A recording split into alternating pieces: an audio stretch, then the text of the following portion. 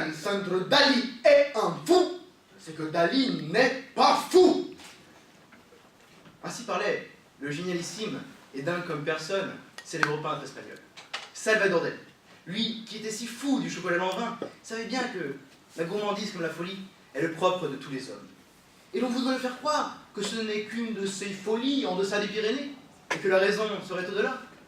Si Blaise Cendrars, en grand voyageur, nous dit que la folie est le propre de l'homme, c'est bien parce qu'il savait que c'est une création purement humaine, et que cela dépend d'un pays, d'une époque. La folie, voyez-vous, se construit avant tout en opposition avec les normes sociales, vestimentaires, politiques, éthiques. Et même l'adjectif fou, même l'adjectif, est en soi proprement humain et définit ce que l'on qualifie comme tel, quand l'animal, lui, n'a pour seule loi que l'instinct. La folie est donc bien ce naturel qui revient au galop. Elle est la quintessence de l'homme.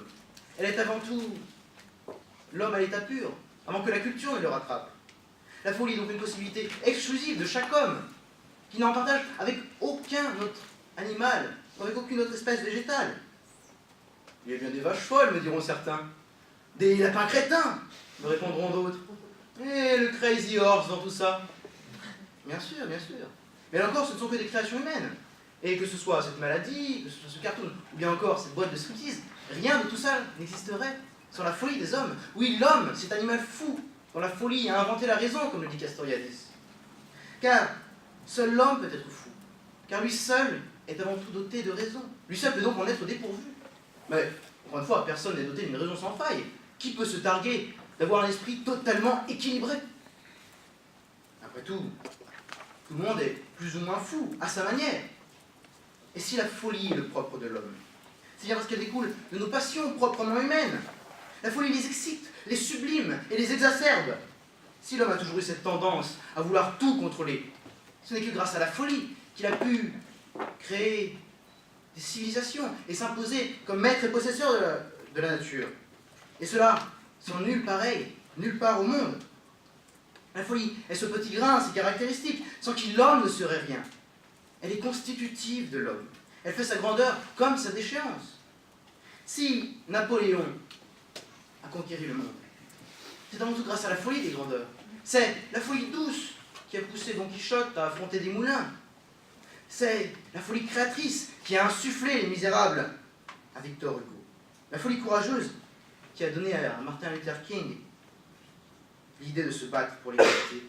Et la folie amoureuse qui a poussé Jack Nicholson à appeler sa femme « Willy, ma chérie !»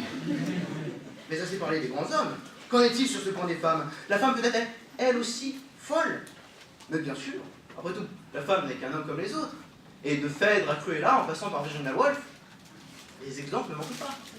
Car l'homme et la femme ont la folie pour partage, à ces différences près. Qu'un seul type de folie n'est propre qu'aux hommes.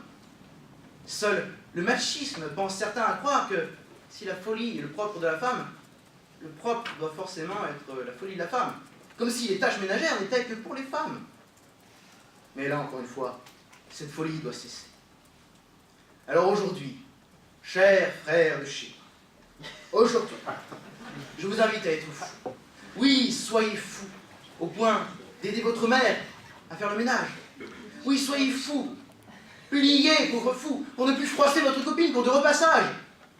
Et montrez aux yeux de tous que le propre de l'homme est avant tout d'être fou d'amour, fou de la femme, et la femme fou de lui.